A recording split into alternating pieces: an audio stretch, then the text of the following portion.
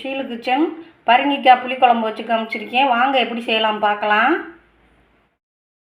இன்றைக்கி ஷீலு கிச்சன்லேருந்து பரங்கிக்காய் புளிக்குழம்பு வச்சு காமிக்க போகிறேன். இதுக்கு நான் நல்லா பெரிய ஒரு பீஸு பரங்கிக்காய் எடுத்து வச்சுருக்கேன். இந்த மாதிரி பெரிய பெரிய பீஸாக நறுக்கி வச்சுக்கோங்க. இப்போ நம்ம இதுக்கு மசாலா வறுக்க ஆரம்பிச்சிருவோம்.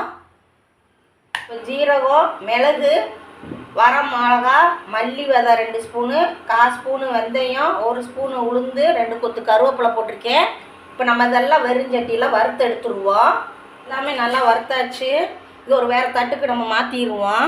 இப்போ இது எல்லாமே நல்லா பவுட்ரு பண்ணிட்டு வந்துடுவோம். அரைக்கக்கூடாது, தண்ணி ஊற்றி பவுட்ரு பண்ணிட்டு தான் வரணும். அப்புறம் நம்ம குழம்பு தாளிக்கிறத பார்க்கலாம். இப்போ நல்லா இந்த மாதிரி பவுட்ரு ஆக்கி எடுத்துகிட்டு வந்துட்டேன் மசாலாவை. இப்போ நம்ம எண்ணெய் ஊற்றி தாளிக்கிறத பார்க்கலாம். எண்ணெய் காஞ்சிருச்சு, கடுகு போடுறேன். கடுகு போட்டு கொஞ்சோண்டு வெந்தயம் போட்டிருக்கேன். நல்லா பொரியட்டும் கடுகு.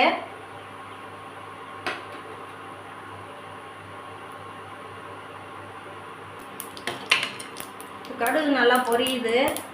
இப்போ நம்ம சின்ன வெங்காயம் போட்டுருவோம். ஒரு 20 சின்ன வெங்காயம் போடுறேன். ஒரு 5 பல்லு பூண்டு போட்டிருக்கேன். இது நல்லா வதக்கிடுவோம். கருவேப்பிலை 2 கொத்து போட்டிருக்கேன். வெங்காயம் பூண்டெல்லாம் நல்லா வதங்கிட்டு ஒரு பெரிய தக்காளி சின்னதாக பொடியாக நறுக்கி வச்சுருக்கேன். அதை சேர்த்துக்குவோம். சேர்த்துக்கிறதுக்கு தேவையான அளவு நம்ம உப்பு போட்டுக்கரலாம். உப்பு போட்டிருக்கேன் நான். தக்காளியில் கல் உப்பு நல்லா வதங்கட்டும். இப்போ கொஞ்சமாக பெருங்காயப்பொடி போட்டுருவோம். நம்ம குழம்பு வாசமாக இருக்கும். 1/2 ஸ்பூன் போட்டிருக்கேன் பெருங்காயப்பொடி. இப்போ மஞ்சள் பொடி ஒரு 1/2 ஸ்பூன் சேர்த்துக்கிறேன் குழம்புக்கு.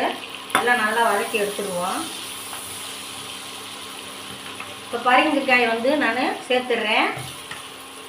நல்லா பெரிய பீஸாகவே கொஞ்சம் போடுங்க. அப்போ தான் காய் நல்லா கிடைக்கி நமக்கு எடுத்து சாப்பிட்ற மாதிரிலாம் குழஞ்சிரும். எல்லாம் சேர்ந்து நல்லா ஒரு வதங்கட்டும். இந்த அளவுக்கு வதங்கினது போதும். நம்ம எடுத்து வச்ச புளி தண்ணியை ஊற்றிடுவோம். ஒரு பெரிய நெல்லிக்காய் சைஸுக்கு நான் புளி கரைச்சி வச்சுருக்கேன்.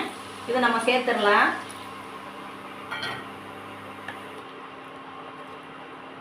ஒரு கொதி வரட்டும் நல்லா.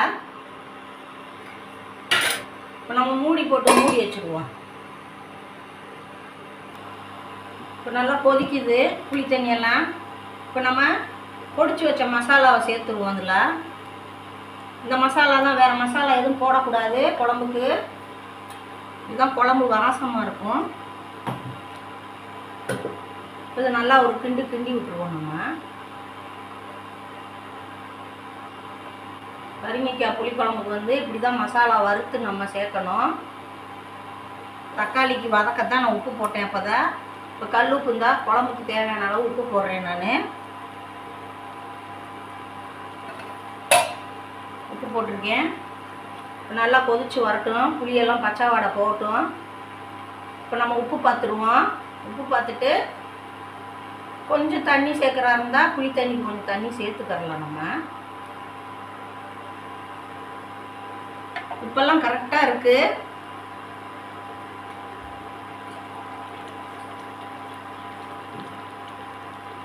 நான் இதுக்கு ஒரு 1/2 டம்ளர் தண்ணி சேர்க்குறேன்.